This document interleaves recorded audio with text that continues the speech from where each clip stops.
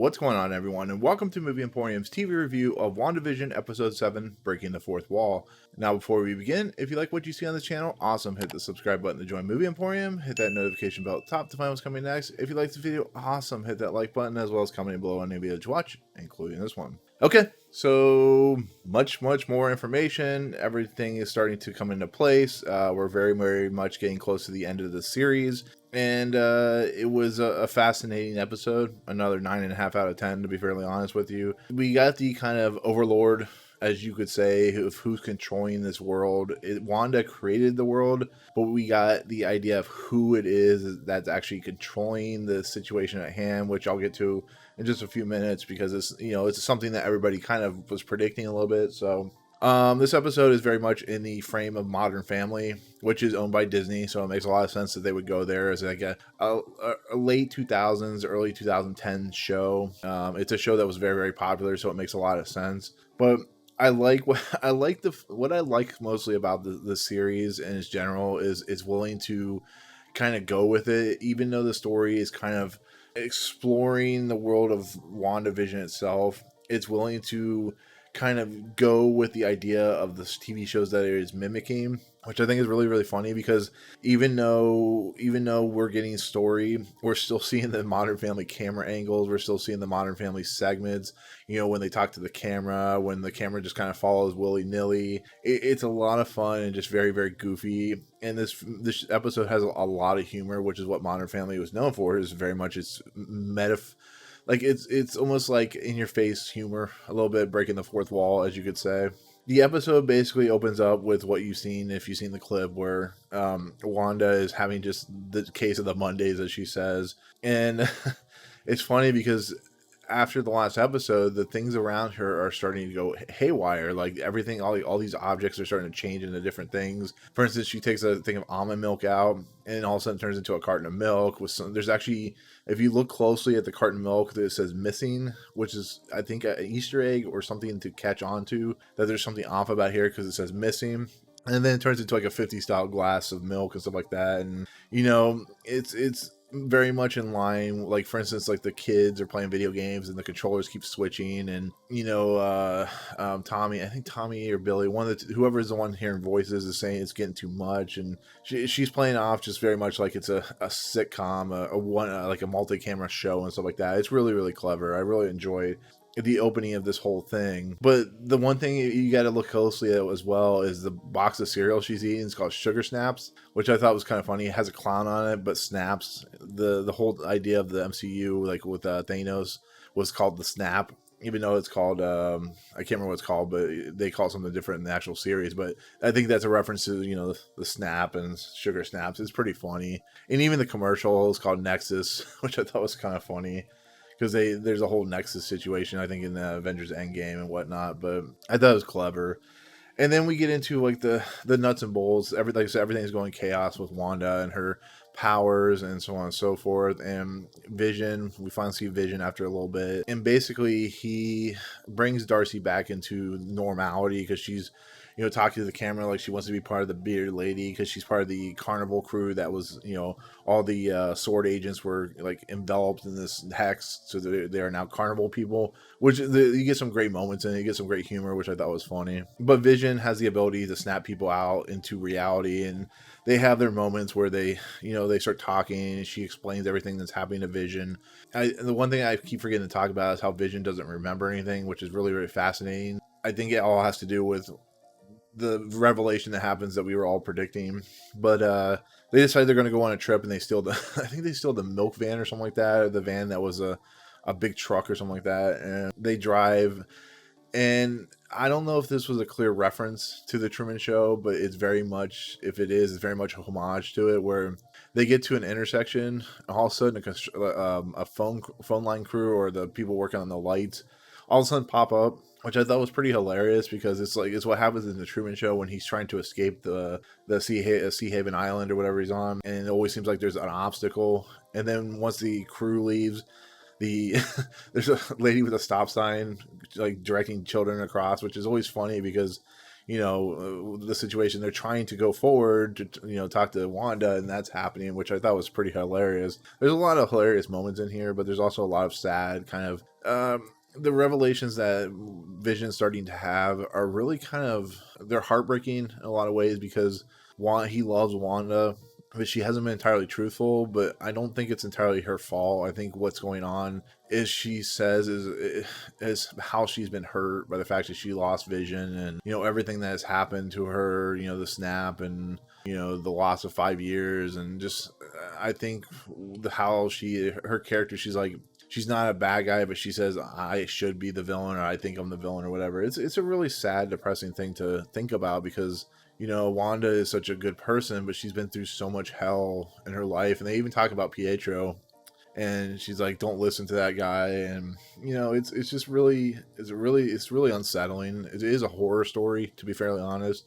It's one of the strongest points about the series, is it's willing to go into very deep meta and very sad things that are the effect of what Thanos did. Thanos ruined a lot of people's lives in that snap. And, when people came back, as we saw when Monica Rambeau comes back from the snap, and everything she's having to deal with, the chaos, and you can only imagine how many people died after, when they came back from the snap, especially when they were in the plane and stuff like that. So it's really hard to watch sometimes, this series, but it's so amazing. Like I said, it's one of my favorite series, and there's some people that hate the series, but I think it's just an incredibly well written, well shot, well directed series that is giving so many very interesting dynamics of what we're going to go when the series continues into whatever Phase 4 ends up happening to be.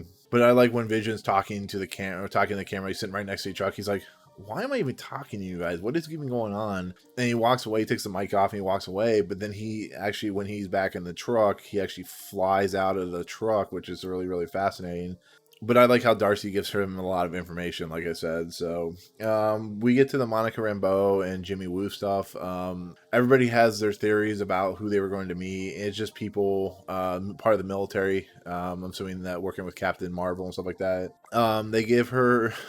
I started laughing because the rover that they give Monica Rambeau is very reminiscent of something from Armageddon, the thing that you use on the asteroid. But it's like the most powerful rover they have, is works on the moon or Mars or whatever. They hook her up to a spacesuit or whatever, and they basically she uses the rover to try to collide into the Hex. And what is found out is, because this vehicle is trying to go in there, it's actually, as Jimmy Woo and of course Darcy have figured out, everything is rewritten as it goes through the Hex. So whatever this Hex is, you have the idea that's being rewritten, and it actually rewrites the whole rover into like a half a truck, and the truck gets spit out. It's pretty amazing to watch. But Monica Rambeau is like, screw it. She actually runs into the Hex, and this is when I don't remember who Monica Rambeau is as a superhero, but the minute she runs into her, even Jimmy Woo's like, don't do it, and she does it anyways. We see and hear like many points of her life, stuff from actually the Captain Marvel movies, actually in this dialogue bit. We see her, she's like shifting into like different personas and stuff like that. So her herself is being kind of torn apart. And she makes it through the Hex, and she has superpowers. What those superpowers are, I have no idea, but she's able to see the world that is Westview, and it's something very, very cool. It's a very cool visual, and I'll put the picture up as I'm talking about it, but it's a very cool, like, neon. It's probably what Wanda kind of sees in a lot of aspects, but it's almost like radiation that she's seeing, and her glow of her eyes finally dissipate. And she goes and chases after, Wanda, trying to warn Wanda, trying to bring her back into reality. And I thought there was going to be as soon as she finds Wanda, and Wanda's like, what are you doing here? And she, basically, I thought there was going to be like a superhero fight, which I think would have been awesome. But the funny thing about that is Agnes interrupts at the last moment, and she basically takes Wanda away before anything starts happening. But it's really fascinating because Agnes is acting really, really weird. And this is kind of where we kind of figured where this is going, where a lot of people have predicted who Agnes is. And Agnes takes Wanda to her house. The kids are missing, which is something that I want to say the movie theorist, the guy who does all those really cool theory or cool videos, he kind of was wondering what would happen to the kids. What are the kids? And Wanda's like, where's the kids? She sees the cicada bug. She sees the rabbit. And she goes down to the basement because Agnes is like, oh, they're probably in the basement. We go down in the basement and there's a crypt. And she walks into the crypt, and all of a sudden the door shuts, and there's Agnes. And Agnes is holding the rabbit. Now, if you are a Marvel fan, unlike me, reading the comic books, you know exactly where this is going, because you know that this is what people have been predicting, that Agnes is the one controlling everything in Westview, and she unveils herself to be Agatha Harkness, which is a villainous witch who's controlling the world. And they do this really cool montage. It's like Agatha, blah, blah, blah. And we see the different worlds and how she's manipulating everything. And it's kind of like a cool montage video moment and stuff like that. So Wanda probably created the world, but Agatha's controlling the world, or Agatha made Wanda create the world. But in essence, this is what people have been predicting. Who is Agnes? What is she doing? Is she a bad person? She seems so out of place in this world. And in essence, yeah, she is the one controlling everything. She's the one controlling the Hex. She's the one controlling the world. How she's going to play out in the next 2 episodes is kind of, we don't know. But it's a really fascinating revelation, because the last 3 episodes have had these really interesting revelations about the whole WandaVision world. And I read somewhere on a tweet that Agatha Harkness could play into Doctor Strange Multiverse of Madness, and you can start seeing it with the whole like messing with people's realities and so on and so forth. You see like the Hex and how that's controlling everything. And like, for instance, like when Wanda and Monica get into it, they are literally, everybody stops and stares at them. So it's really interesting to see how this next 2 episodes are going to play out, the penultimate and the official season finale or series finale, because that's where they're going. And it makes me just that much more excited for this upcoming phase 4, and the fact they're going completely cosmic and, completely in new realms of Marvel Universe world. So I think this episode the level of like deepness of these characters that they're going to are just, it's awesome. Even if I don't know who they are, I learn about them, and it makes me appreciate that what Kevin Feige and the crew are doing. So it's an amazing, fun episode. It has a lot of good moments. The stuff between Vision and Darcy is a lot of fun. I still think Darcy's a little too much sometimes. She's just a little annoying, but that's Kat Dennings' persona, who she is. So, but with that said, like I said earlier, 9.5 out of 10. Amazing episode. Just keeps getting better. Keeps making itself known as one of the best things that Marvel's ever done. And I can't wait to watch next week. I can't wait to see what they're going to do. I think this is the turning point of the whole television landscape world that they're in, kind of just completely falling apart. And it's gonna be interesting to see how Wanda and Vision react to everything.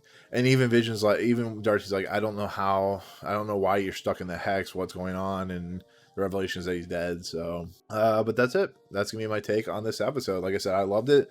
9.5 out of 10. So, but anyways, let me know in the comments below what you thought of the episode. Did you like it? Did you not like it? All that good stuff.